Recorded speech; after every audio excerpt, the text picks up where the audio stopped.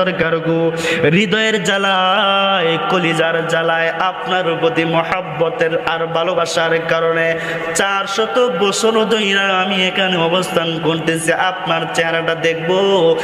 আর আপনার ওই সাথে আবু বকর চেহারা না দেখি যেন গর্তটা বন্ধ করে দিয়া নিজের পায়ের অঙ্গুলি দিয়া শেষ গর্তটাও বন্ধ করে দিল। আমি গর্তের ভিতরে কত ঘোরাঘুরি করতেছিলাম, একটা গর্তের মুখ আমি খোলা পাইতেছিলাম না গো, যার মাধ্যমে আপনি আপনার চেহারা দেখব। শেষ পর্যায়ে তার পায়ের গোড়ালির গর্তের মুখে যখন আসলাম, এবার ভাবলাম বুঝি আমি আমার নবীর চেহারা দেখতে পারবো না। আরে 400 বছর অপেক্ষা কইরাও যদি নবীর চেহারা না দেখতে পারি, তাইলে জমিনে আমার মতো বদনসিব ওয়ালার কেউ হইতে পারে না। এই জন্য সহ্যের বাইরে চলে গেলে আমি আপনার আবু বকরের পায়ের মধ্যে কামড় বসাইছি, সে কষ্ট পাইলেও আমি আপনার চেহারা দেখে ফেলেছি। সুবহানাল্লাহ। দেখে আবু বকর কান্দে। সরকারে দু আলম বলে, কি গো আবু বকর আপনি কান্দেন কেন? কয় কান্দি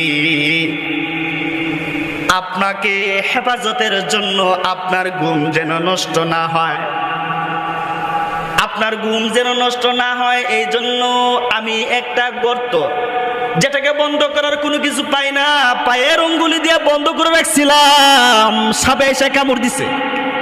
সুবহানাল্লাহ বলেন। সাপে এসে কামড় বসাইছে, এই জন্য তার বিষাক্ততার যন্ত্রণায় আমি কায়দা দিছি। মাফ করবেন সরকার। আন-নাজরু ইলা ওয়াজহি রাসূলিল্লাহ, আপনার চেহারা আমার পছন্দ, এই জন্য তাকায়া তাকায়া চেহারা দেখতেছিলাম। আপনার চেহারা আমার কাছে পছন্দ, এই জন্য আমাকে যখন সাপে কামড়াই দিয়েছিল, আমি আপনার চেহারা দিকে তাকায়া তাকায়া বিষের যন্ত্রণা থেকে আমি মাফি পাইতেছিলাম সরকার। তবুও যন্ত্রণার কারণে চোখের পানিগুলো আপনার মুখের উপর ছুঁয়ে পড়ে গেছে, আপনার ঘুম ভেঙে গেছে সরকার, মাফ করেন। আল্লাহ রাসূল বলেন, আবু বকর পাওটা সরাও। আজাইবুল মাখলুকাত কিতাবের মধ্যে আনছি, আবু বকর যখন পাওটা সরাইছে, সরাইতেই সাথে সাথে একটা সাপ বের হইছে। সাপ বের হইছে, আকস্মিক একটা সাপ বের হয়ে আল্লাহর রাসূল ববে গেছে, সাপের জবান খুলে গেছে। সুবহানাল্লাহ জোরে বল। সাপের জবান খুলে গেছে, জবান খুলে দিয়েছে কে? জোরে কান আল্লাহ, আর জোরে বলেন আল্লাহ। আরে আল্লাহর নাম জোরে নিলে বয়সে, আল্লাহর নাম যে একবার জোরে নিবেন, ওই আল্লাহ তাআলা আপনার ডাকটা শুই না আকস্মিক কুদরতি নজর দিয়ে তাকায় কবে, আয় আমার কুদরতি কুলায়। জোরে বলেন আল্লাহ। সাপের জবান খুলে গেছে, জবান খুলে বলে, আসসালাতু আসসালামু আলাইকা ইয়া রাসূলুল্লাহ। সরকারে দু আলম গো, প্রথমে মাফ চাই, ভিক্ষা চাই, ক্ষমা করবেন। আমি আপনার সাথে আবু বকরকে কামড় দিচ্ছি, কিন্তু কেন দিয়েছি জানেন? আমার কথাগুলো আপনি একটু শুনে লন গো সরকার। কেন কামড় দিলা, কেন কামড় দিলা? গো সরকার গো, আমি গর্তের মধ্যে একদিন না, 2 দিন না, 400 বছর ধরে আমি এখানে আছি। ওই যে মুসা নবীর উপর তাওরাত কিতাব নাজিল হইছে, ইহুদি এক পণ্ডিতের কাছে আমি তাওরাত কিতাবের তেলাওয়াত শুনছিলাম।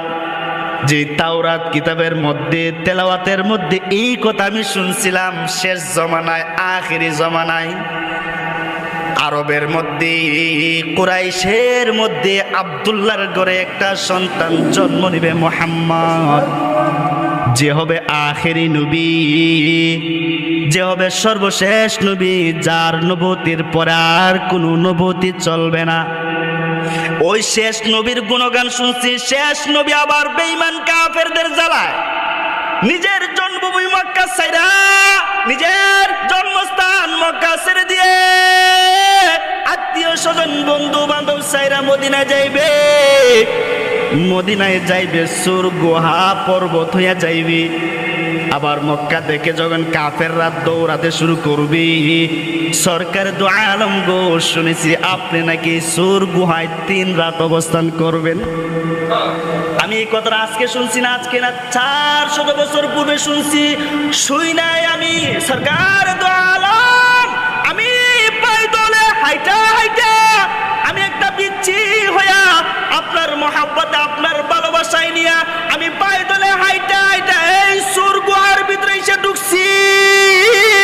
এই রাস্তায় এসে গুহায় ঢুকবি। আর শুনেছি এই মুহাম্মদুর রাসূলুল্লাহর চেহারার দিকে তাকাইলেও বুঝি গুনাহ মাফ হইয়া যাইবি। আমি আমার আপনার মহব্বতের খাতিরে সরকারে দু আলম গো, আমি সাপ হইয়া কত বড় একটা কথা কিন্তু বুঝলে বুঝপাতা, না বুঝলে তেজপাতা। আপনি মানুষ, আমি হইলাম মানুষ। সুন্নতের আলোচনায় বলতেছিলাম, ও ভাই আপনার তো দাড়ি রাখার মন চায় না, মাথায় টুপি দেবার মন চায় না, গায়ে পাঞ্জাবি পরার মন চায় না। যারা টুপি পাঞ্জাবি পরে তাদেরকেও আপনার ভাল লাগে না। দুনিয়ার মানুষ হইল ইমানদার, নাম ইমানদার, কামে কিন্তু ইমানদার না। হাম মুসলমান হো হামে মুসলমানি নিহি, হাম ইমা হাই মগর হাম মুমিনে কামেল নিহি। নামের মাত্র ইমানদার হইলে কেউ খামে কিন্তু ইমানদারিত্ব নাই। কারণ খামে ইমানদারিত্ব পাওয়া যায় রসুলের আদর্শের মধ্যে, আসল ইমানদারিত্ব পাওয়া যায় রসুলের সুন্নতের মধ্যে। যেই কথাটা বলে একটা সাপ হইয়া মানুষ হইয়া রসুলের সুন্নত নাই, রসুলের আমল আপনার আমলে নাই।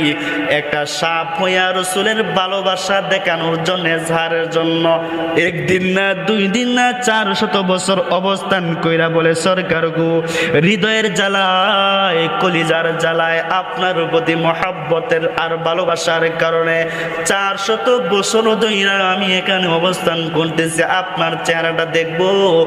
আর আপনার ওই সাথে আবু বকর চেহারা না দেখি যেন গর্তটা বন্ধ করে দিয়া নিজের পায়ের অঙ্গুলি দিয়া শেষ গর্তটাও বন্ধ করে দিল। আমি গর্তের ভিতরে কত ঘোরাঘুরি করতেছিলাম, একটা গর্তের মুখ আমি খোলা পাইতেছিলাম না গো, যার মাধ্যমে আপনি আপনার চেহারা দেখবো।